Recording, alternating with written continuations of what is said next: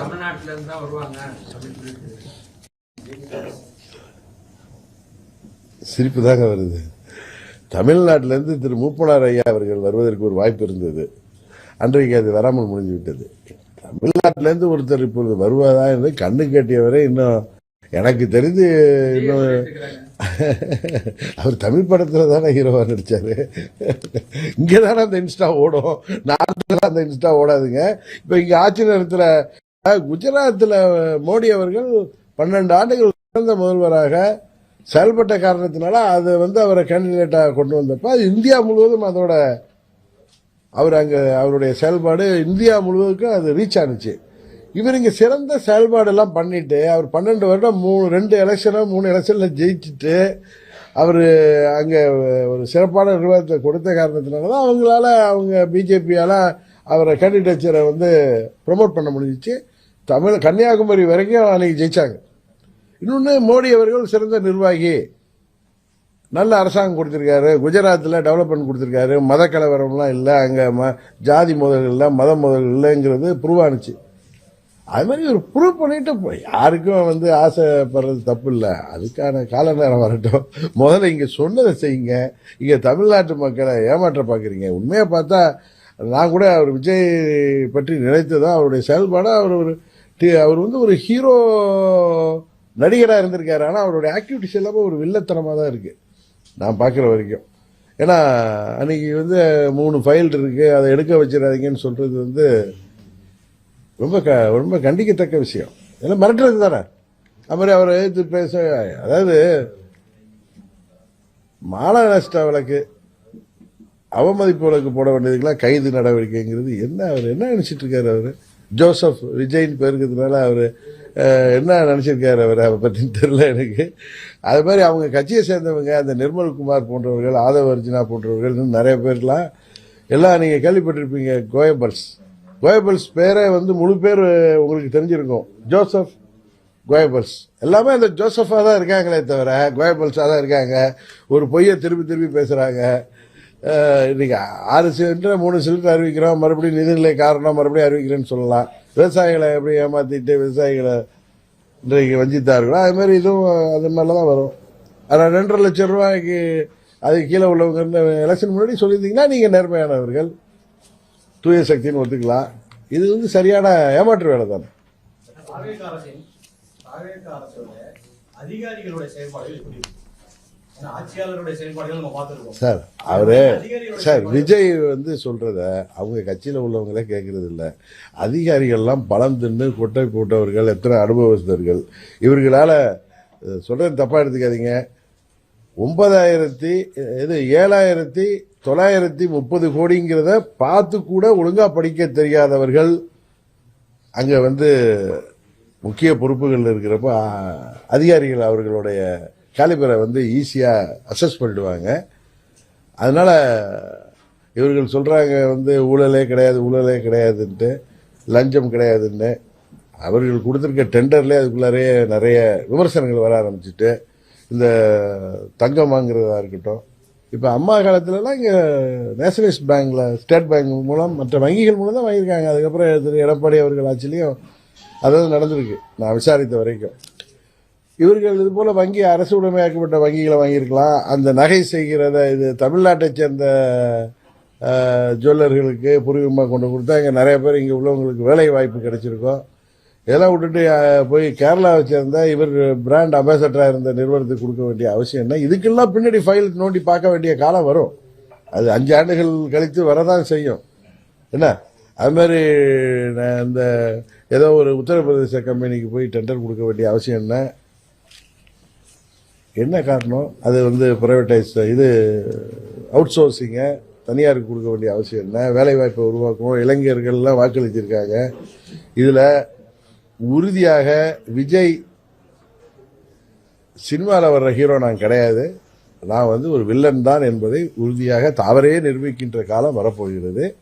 அதுவரை நாம் பொறுத்திருப்போம். தமிழ்நாட்டு மக்களே அதை புரிந்து கொண்டு இருக்கிறார்கள்.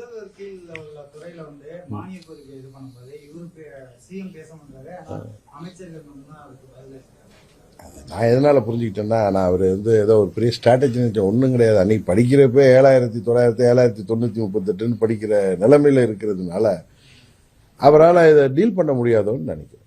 இந்த மாதிரி எந்திரிச்சு 3 ஃபைல் இருக்கு, அதை திறக்க வச்சிடாதீங்க, ப்ரூஃப் இருக்கு. இந்த சினிமாவில் உதயநிதி கரெக்டாக தான் சொல்லியிருக்காரு, பஞ்சு டைலாக் பேசி பேசி அதே மாதிரி பேசாதீங்க. அது மாதிரி இன்ஸ்டாவில் ரீல் போட்டு ஆட்சிக்கு வந்தீங்க, திரும்ப நான் சொல்கிறேன், இன்ஸ்டாவில் அதே மாதிரி இப்போ ரீல் விட்டு ஆட்சியை இந்த தொடரலாம்னு நினைக்கிறீங்க. தமிழ்நாட்டு மக்கள் ரொம்ப விழிப்புணர்வு மிக்கவர்கள், உறுதியாக இதெல்லாம் பார்த்துட்டு இருக்காங்க. அவர்களே இதுக்கு ஒரு தீர்வை தந்து விடுவார்.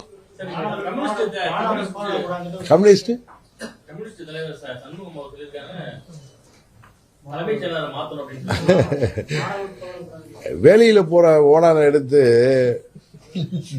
மேல விட்டுட்ட கதையா, ரொம்ப பிஜேபி பின்னாடி இருக்கு, இங்க வந்து ஜனாதிபதி ஆட்சி வந்துடக்கூடாதுன்னு இந்த ஆச்சரிய குறிகளுக்கு ஆதரவு அளித்தார் அவரு. அதுல பிஜேபிலாம் ஒன்றும் பின்னாடி இல்லை, அவங்க ஒன்று அதுல தலையிடவே இல்லை. அப்ப நடத்த முயற்சிகள் அதான் உண்மை, புரியுதா? இவர் சும்மா ஒரு காரணம் காட்டிட்டு அங்க போய் ஏதோ திமுக மேல பழைய கோபம் வந்திருக்கும் போல இருக்கு, அங்க ஆதரவு அளிச்சுட்டு இன்னைக்கு ஒன்றும் புரியல. இவங்க ஆதரவுல தான் அந்த ஆட்சியை நிக்குது. இன்னைக்கு மாணிக்க தாகூர் இப்பதான் புரிஞ்சிருக்கும் தாவேக்கா பத்தி லப்போன்னு கத்துறாரு. இப்ப நம்ம யாரும் பேச வேணாம், மாணிக்க தாகூர் ஒருத்தர் போதும். அவர் வந்து திமுக மேல உள்ள கோபத்துல வந்து ஏதோ பேசியிருந்தவர் இப்ப பார்த்தா 2 நாளா வேற மாதிரி பேசுறாரு இல்ல. அதனால நம்ம பேச வேணாம். கம்யூனிஸ்ட் அவர் வீரபாண்டியன், நம்ம மாணிக் தாகூர், இவங்களே தாவேக்கா யார் என்பதை நமக்கு அந்த மக்களுக்கு தெரியப்படுத்தி விடுவார்கள். திரு சண்முகம் அவர்கள் என்ன அவர் சொல்றாரு வந்து மீண்டும் ஒரு இப்படிதான் ஐயா வீரமணி வந்து இது தாவேக்கா ஆட்சி ஒரு திராவிட ஆட்சி தான் சொன்னாரு. இன்னைக்கு அவரு பாவம் அவங்க அந்த நீட்டுக்கு எதிர்ப்பான பேரணி நடத்துறதுக்கு கோர்ட்டு வரைக்கும் போக வேண்டியாயிட்டு. அடுத்து சண்முகம் வந்து இப்ப அங்க கம்யூனிஸ்ட்காரர்களை கணக்கெடுக்கிறாங்கன்றதும் கோவப்படுறாரு. இந்த ஆட்சி வருவதற்கு காரணமானவர்கள் அவர்கள். மக்கள் ஒன்றும் உங்களுக்கு அறுதி பெரும்பான்மை, இது ஒரு தவறா தாவேக்காவும் சரி கூட இருக்கிறவங்களும் பேசுறாங்க. 108 தானே கொடுத்துருக்காங்க, உங்களுக்கு 118 இருந்தா தானே அறுதி பெரும்பான்மை. 108 தான் கொடுத்துருக்காங்க. ஆட்டுக்கு வாழை அளந்துதான் வச்சாங்க, நீங்க போய் அந்த வாழை நீட்டி விட்டீங்க. இப்ப நீங்க எதுக்கு இப்ப இப்படி கூட்டணி கட்சியில இந்த உங்க ஆளுகளே அளவு இன்னும் அவர்களுக்கு தேவையான மாதிரி நடந்துட்டுனா நீங்கள் எல்லாம் கழட்டி விடப்படுவீர்கள். இதே காங்கிரஸுக்கு வரும், இவங்களுக்கு வரும். இப்ப எங்க எம்எல்ஏ பிடிச்ச மாதிரி அவங்க எம்எல்ஏக்கள் பிடிக்கப்படலாம். என்ன நினைக்கிறீங்க? அடுத்த வீட்டில் நெருப்பு சிரிச்சிருந்தீங்கன்னா உங்க வீட்டுக்கு வரும்ல அந்த நெருப்பு தாண்டி. அதனால திரு சண்முகம் அவர்கள் கம்யூனிஸ்ட் தலைவர், கம்யூனிஸ்ட் கட்சி மேல நம்மளுக்கெல்லாம் மரியாதை உண்டு, சிபிஐ சிபிஎம் மேல. ஐயா சங்கர் ஐயா இவங்க அவங்க கூட எல்லாம் பழக்கம் உள்ளவங்க, அம்மாவுக்கெல்லாம் ரொம்ப வேண்டியவர்கள் அவர்கள்லாம். ஆனா இவர்கள் தேவையில்லாம ஒரு ஆட்சியை ரொம்ப மக்கள் அவர்களுக்கு மக்கள் வந்து 118 கொடுக்காதப்ப என்ன நம்மளா போய் எதுக்கு ஒரு இதை நம்மளா ஒரு அதுக்கு எதுக்கு ஒரு இன்பிட்வீன் லைன்ஸை பதில் சொல்லணும். இன்னும் வருங்காலத்தில் சகோதரர் திருமாவளவனும் அதை வந்து உணர்கிற காலம் வரும். ஏன்னா இவர்கள் நம்பகத்தன்மையற்றவர்கள் என்பதுதான் உண்மை. நான் சொல்றது நம்பகத்தன்மையற்றவர்கள். நான் ரொம்ப நல்ல வேணாம் ரொம்ப தூய்மையான சொல்றப்பே தான் தெரியுது இல்ல, தூய்மையா இருந்தா நம்ம நானா சொல்லணும், நீங்க பாக்குறவங்க தான் சொல்லலாம் ரொம்ப நல்ல மனுஷன். கரெக்டா? அதே மாதிரி இது வந்து ஒரு மக்களை ஏமாற்ற வந்த தமிழ்நாட்டுக்கு பிடித்த கெட்ட காலம் தான் நான் சொல்லுவேன். இது வந்து என்ன குறைஞ்சிருக்கு? அவங்க கட்சிக்காரங்களுடைய நடவடிக்கை குறையல,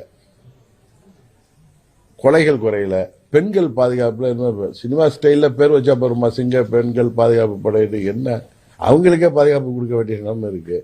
இன்றைக்கு கஞ்சா, ஹெராயின் போன்ற போதைப் பொருட்கள் நடமாட்டம் இன்னும் ஏதாவது குறைஞ்சிருக்கா?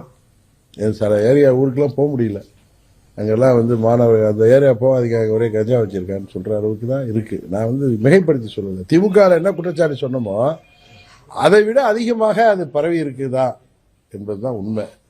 அது மாதிரி யாருக்கும் பாதுகாப்பு இல்லாத சூழ்நிலை, பத்திரிகையாளர்களுக்கும் பாதுகாப்பு இல்லை. நீங்க ஏதாவது பத்திரிகையாளர் வந்து ஒரு இன்வெஸ்டிகேஷன் ஜேர்னலிசமா ஏதாச்சும் பேசினா அதை வச்சு உங்களை வந்து மிரட்டுறது, இது ஒரு ஹிட்லர் பாணியில போயிட்டு இருக்கு. ஆனா அதை நாங்கள்லாம் விட மாட்டோம். திராவிட கட்சிகள் அப்படிலாம் ஒன்றும் பார்த்துட்டு சும்மா இருக்க மாட்டோம். தமிழ்நாட்டு மக்களும் சும்மா இருக்க மாட்டாங்க. உங்களுக்கு ஆட்சி பொறுப்பை கொடுத்துருக்காங்க, உங்களுக்கு ஆட்சியை நடத்த பாருங்க, ஏமாற்று வேலை பார்க்காதீங்க. மற்றவர்களை குறை சொல்லி நீங்கள் நல்லவர்களாக காட்டிக்கொள்ள முடியாது. நீங்கள் உண்மையாக நல்லவர்களாக தான் நல்லவர். அரிசி சட்டசபையில பேசும்போது பாத்தீங்கன்னா வார்த்தையே தவறு மன்மத வணக்கம் காம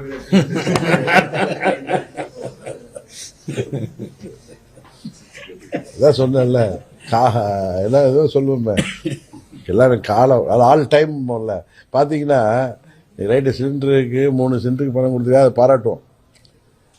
அதுக்கு ஒரு ஸ்லாப் வச்சு அதில் ஒரு ஏமாத்து வேலை பண்ணால் கூட அதை மாரி பாராட்டுறோம்னு வச்சுக்கோங்க. இன்றைக்கி விலைவாசிலாம் எப்படி இருக்குது, அரிசி விலையெல்லாம் தாறுமாறாக இருக்குது.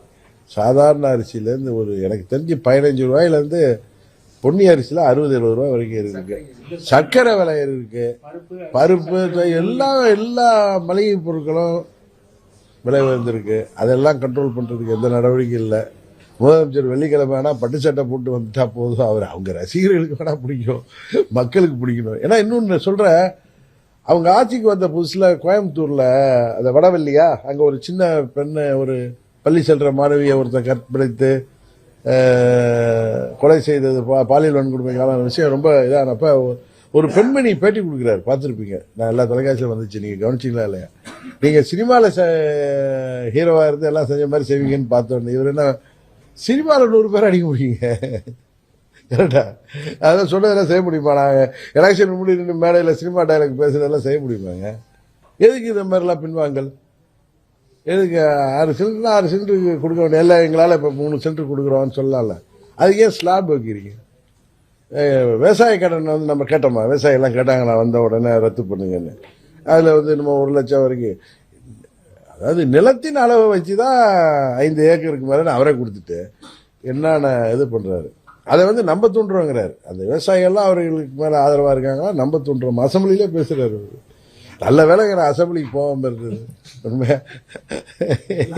உண்மையா நான் தேர்தலில் போட்டிடாது ரொம்ப நல்ல விஷயமா நினைக்கிறேன்.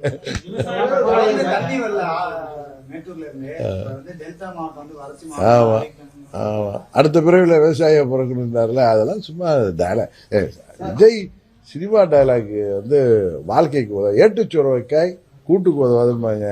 அவர் வந்து இப்ப நான் திரும்பவும் சொல்றேன், அரசியல்வாதியாக ஒரு முதலமைச்சராக சிறந்த வில்லனுக்கான பத்மபூஷன் விருதே பெறுகின்ற அளவுக்கு அவருடைய செயல்பாடுகள், பேச்சு, அசம்பிளியில் மிரட்டுறது இதெல்லாம் இருக்கு. அதை குறைச்சிக்கிட்டு ஒழுங்காக ஆட்சியை நடத்தினா நல்லா இருக்குங்கிறது. ஆமா ஆமா, அவங்க கட்சியில் யாரோ 10-20 எம்எல்ஏக்கு வேணா கார் இல்லாமல் இருக்கும். அதாவது கட்சி நீதி தான் உச்சபட்ச நிறையமா உச்சபட்ச வருமானத்தெல்லாம் விட்டு வந்துட்டு கொஞ்சம் மனசு வச்சு ஒரு 20 பேர் கார் வாங்கி கொடுக்கலாம். இதில் கார் வாங்கி கொடுக்கறது இப்போ தமிழ்நாடு நிதி நிலையில் அந்த பணம், விவசாய கடனை அடைக்க பணம் இல்லைங்கிறீங்க. இப்போ இந்த 3 சிலிண்டர் கொடுக்கறதுக்கு ஸ்லாப் வச்சு ஏமாத்துறீங்க. நீங்கள் சொன்ன மாதிரி செய்யாமல் கார் வாங்க வேண்டிய எங்கேருந்து பணம் வந்துச்சு? அதுவும் இல்லாமல் ஒன் டைம் கிடையாது, அதுக்கப்புறம் மாதம் 25,000 ரூபா அதுக்கு மாதிரி இருந்தது. ஓகே, பிஏ சேலரி கூட எம்பிக்கெலாம் கொடுக்குற மாதிரி கூட அதை அலாட் பண்ணுறது தப்பு கிடையாது. இது வந்து அவங்க எம்எல்ஏக்கள் தக்க வைத்துக் கொள்வதற்கும், நான் அண்டர்லைன் பண்ணுறேன், தக்க வைத்துக் கொள்வதற்கும், எதிர்கட்சிகள் எல்லாம் அனுபவஸ்தர்கள் கைத்தால் உட்காந்துருக்கவங்களாம் இவர்கள் மேல் சட்டமன்றத்தில் அவர்கள் கேட்குற கேள்வி கணைகளை இவர்களால் சமாளிக்க முடியாது. தாஜா பண்ணுறதுக்கும் 234 பேருக்கும் காரணம் அறிவிச்சிருக்காரு. இதுதான் உண்மை. அது தேவையான திட்டம் என்பது 23ஆம் புலிகேசி மாதிரி இருக்கு இந்த ஸ்டைல் ஆஃப் கவர்னன்ஸ், அப்படிதான் சொல்ல முடியும். தனியார் நிறுவனம், தனியார் பள்ளிகளும் வந்து இப்போ வந்து பார்த்தீங்கன்னா வந்து நாங்கள் வந்து ஏதோ ஒரு ரினிவல் பண்ணுறதுக்கோ இல்லை ஒரு புது திட்டங்களுக்கு வந்து இன்னொரு கமிஷன் கொடுக்க வேண்டியதில்லை. சாதாரண தஞ்சாவூர் ஐடி பார்க் ஓப்பன் பண்ணாங்க, அதில் வந்து 24 லட்சம் ரூபா பணம் கிட்டிருக்காங்க ஓப்பன் பண்ணுறதுக்கு. ஆனால் இந்த ஆட்சியில் வந்து கிடையாது, நாங்கள் வந்து ஒரே நாளில் போய் பர்மிஷன் பண்ணிட்டு வந்தோம் அப்படின்னு சொல்கிறாங்க. அதே மாதிரி தனியார் பள்ளிகளே வந்து ரினிவல் பண்ணுறதுக்கு 5 லட்ச ரூபா வரைக்கும் நாங்கள் பணம் கொடுத்தோம், ஆனால் இந்த வாட்டி அது மாதிரி எதுவும் கிடையாது அப்படின்னு சொல்லியிருக்கோம் அப்படின்னு சொல்லியிருக்கோம். இல்லை, அதாவது இவங்க மிஸ்டர் கிளீனாக காமிச்சிக்கிறாங்க, அதோடைய வெளிப்பாடுலாம் இதுதான். இன்னும் கொஞ்சம் பொறுத்துருங்க சார், இப்போதானே 3 மாதம் ஆகுது, பொறுத்துருங்க. இதில் இடங்கள்ல இப்படி காமிச்சிக்கிறாங்க, கரெக்டு தானே, பார்த்துக்குவோம். பார்ட்டி ஃபண்டு சொல்லிட்டு டாஸ்மாக் அந்த பெட்டிகள் இருக்கக்கூடிய அந்த வந்து 2 ஆட்சி இருக்கும்போது பார்ட்டி பண்ணுன்னு சொல்லி அது ஒரு 100 கோடி ரூபாய் மேல மாசம் அப்படின்னு சொல்றாரு. இது வெயிட் பண்ணுங்க சார். இப்பதானே சார் 3 மாசம் ஆகுது. இப்பதான் எவ்வளவு அவங்க கட்சி நிர்வாகிகள் மேல எவ்வளவு குற்றச்சாட்டு வருது. கொஞ்சம் வெயிட் பண்ணுங்களேன். இப்பயும் நிறைய வரப்போகுது. நிறைய விஷயங்கள் நாங்கள் கேள்விப்படுறோம். எங்களுக்குன்னா வராமல் இருக்காது. அதெல்லாம் கொஞ்சம் ஊர்ஜிதமாவட்ட சொல்கிறோம் உங்களுக்கு. சரியா? அதனால நீங்க அவங்க ஊழலற்ற ஆட்சி தருவேன்னு சொல்றாங்களே தவிர அது உண்மையா என்னங்கிறத வெயிட் பண்ணி தான் தெரிஞ்சுக்கணும்னு சொல்றேன். ஏன்னா இவர்கள் அதே மாதிரி நபர்களாக நமக்கு தெரியல. ஆட்சி அமைக்கிறதுல எவ்வளவு தப்பு தண்டா பண்ணவங்க. இன்றைக்கு விவசாய கடன் தள்ளுபடி செய்வேன்னு சொல்லிட்டு அதுல ஏமாற்றியவர்கள். மாதம் ஒன்றுக்கு 200 யூனிட் மின்சாரம் இலவசம்னு சொல்லிட்டு இன்னும் 2 மாசம் தான் மீட்டர் கணக்கு எடுக்கிறாங்க. கரெக்டா? இதே மாதிரி திடீர்னு சொத்து வரியெல்லாம் உயருது எப்படின்னு தெரியல. மின்கட்டணம் உயர்ந்து எவ்வளவு பிரச்சனை இருந்துச்சு. அதனால அவர்கள் சொல்கிறார்கள். லஞ்சம் யாரு கேட்டா விஜய் பேர சொன்னா அவங்க கட்சிக்காரங்களே அவரால் இன்னும் தடுக்க முடியல. சொல்றது கேட்க நல்லா இருக்கு சார். நான் தான் சொல்றேன், கேட்க நல்லா இருக்கு. நீங்க உங்க செயல்படுங்க, பார்ப்போங்கிற. வெயிட் பண்ணுங்க. இன்னும் என்னென்ன குற்றச்சாட்டுலாம் வந்துட்டு இருக்குன்னு உங்களுக்கு இன்னும் தஞ்சாவூர்ல வந்து சேரல, எங்களுக்குலாம் வந்து சேர்ந்துருக்கு. அடுத்தது எல்லாமே தெரிய வரும் உங்களுக்கு.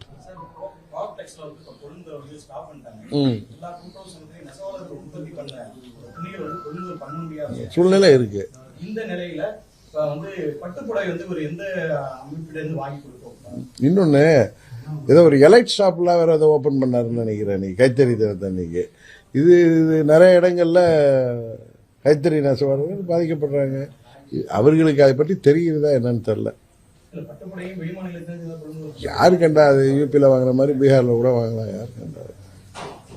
நமக்கு தெரியல. அது வெயிட் பண்ணுவோம். அவர் சொல்றாரு, நீ இவர் ஒன்று சொல்றாரு, நான் இது மாதிரிலாம் சொல்றாரு விஜய் அப்படின்னு சொல்லி நான் நிறைய நம்ம நண்பர்கள் எல்லாம் தொழிலெல்லாம் இருக்காங்க, பள்ளியெல்லாம் வச்சிருக்காங்க. சில செய்திகள் நீங்க சொல்றது உண்மை, சில செய்திகள் வேற மாறா இருக்கு. அதனால நான் அதை போய் அவசரப்பட்டு பேச வரலாம்ல. இன்னும் நான் அடுத்த ட்ரிப் வரப்ப உங்களுக்கே தெரிய வரும். நீங்களே கேட்பீங்க, சார் இதுல இப்படி நடந்திருக்கு அது என்னன்னு. வெயிட் பண்ணுங்க. உள்ளாட்சி தேர்தல் நாங்க தேசிய ஜனநாயக கூட்டணியில இருக்கோம். எங்க கூட்டணியில தான் நாங்க தேர்தலை சந்திப்போம்.